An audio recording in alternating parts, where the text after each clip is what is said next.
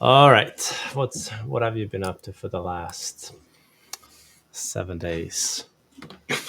I don't know. It's been all a blur, but it turns out some other folks in the community have definitely been doing some things. So I've got a couple of items that I wanted to share today that I came across. So I should share your screen then. I think that would be all right. All right, I'm doing it. All right. There we go. Thank you. So first thing came across here was that Intune in between service releases released ARM64 support for Win32 apps, which is pretty cool. So now instead of just putting together Win32 apps for 32-bit and 64-bit devices, we can now package those ARM64 applications if we need to and deploy those out to our Windows ARM devices.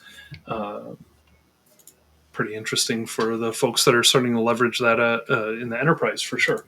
Be something that I'll be trying out here shortly. Also came across, sticking with Intune, came across a tweet from Eswar Kennedy. I hope I'm pronouncing that all right. I apologize if I am not. I know he's been a staple in the community for a long time, but he pointed out a little quality of life improvement on the Intune side of things. So if we go over to our applications here, we can go to our Windows apps, let's say. There are a couple of columns that have been added. I'm not sure when exactly they were added, but the date added field as well as the last edited field have been added in here, which is fantastic. This allows you to clean things up. Maybe if you've got some stagnant applications that have been added quite a while ago, maybe they've already been replaced. So we can add those fields now and sort by those fields. So even as I'm looking here, I have a couple of applications in my own tenant that I see I created back in 2022 that I can probably go ahead and remove because I bet they've been replaced at this point. So very cool. Like I said, quality of life edition here, addition to Intune.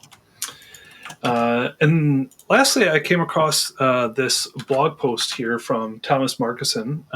Looks like he was troubleshooting some device join errors with Entra ID on some Teams room devices, and wrote a little blog post here around specifically some of the errors that they were seeing, as well as kind of what that process looks like as you join devices.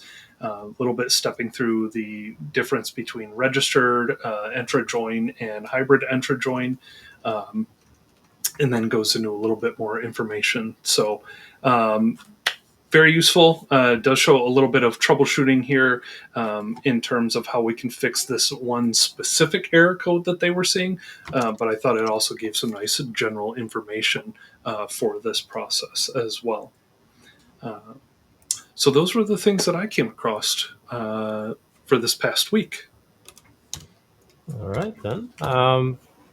I have been arguing with an XML file for a little while here, but I figured I could share a little bit about that process because not too many people know this, but see if I can get rid of that extra screen.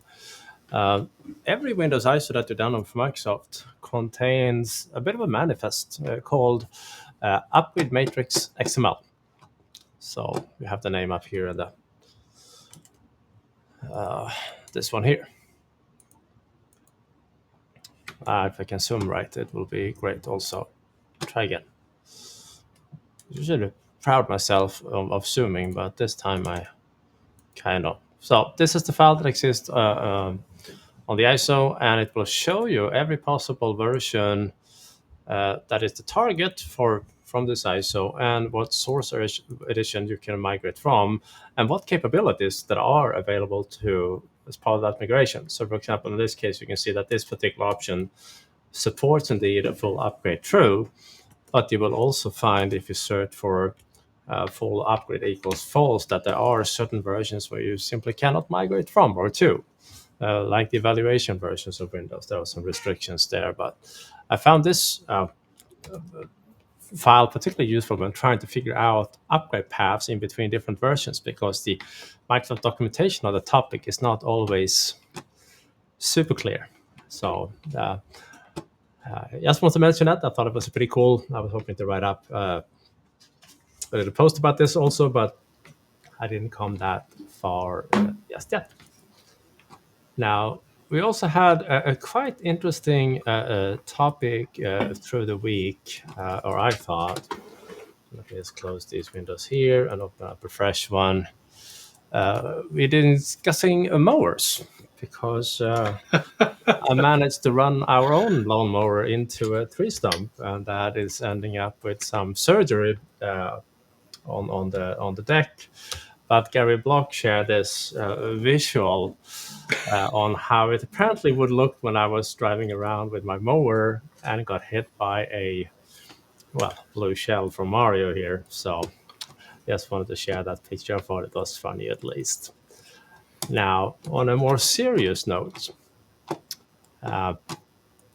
here, Rudy Ohms had a blog post that was posted, I guess it was last Friday, since it was 2 days after office hours, and then he was updating that one earlier today. But basically, he found out that if there are too many required apps deployed in general in Intune, not to the Autopilot setup, but just too many of them, it will actually make Autopilot fail and not go through that device, that enrollment status phase. So he, as usual, in the traditional Rudy Ohms style, he did a serious deep dive on everything that is going on behind the scene, all these different like hidden phases that kicks in, and how to troubleshoot it with flowcharts and whatnot. So if you're interested in a deep dive on troubleshooting Autopilot and apps, well, this is it. Also to mention, you should not be deploying too many devices or applications to the Autopilot process, but that in this case was actually not the case. It was just that there was apps deployed in general and Autopilot didn't like it. Interesting. No. Deep dive, Rudy. I'm so surprised. I'm not particularly surprised, no. All right, so that was all I had from like the regular news, but we did a webinar on, it was yesterday. Andrew and I, we shared our notes from the field regarding upgrading to Windows 11. That particular webinar is now available. So if you missed it, you can go ahead and simply sign up to that one. The price is just right. It's a free mini course for the community, but we spend an hour and a half sharing our tips and tricks on Windows 11 upgrades. And this is not just from 10 to 11. It also covers 11 to 11, which a lot of folks are dealing with as well.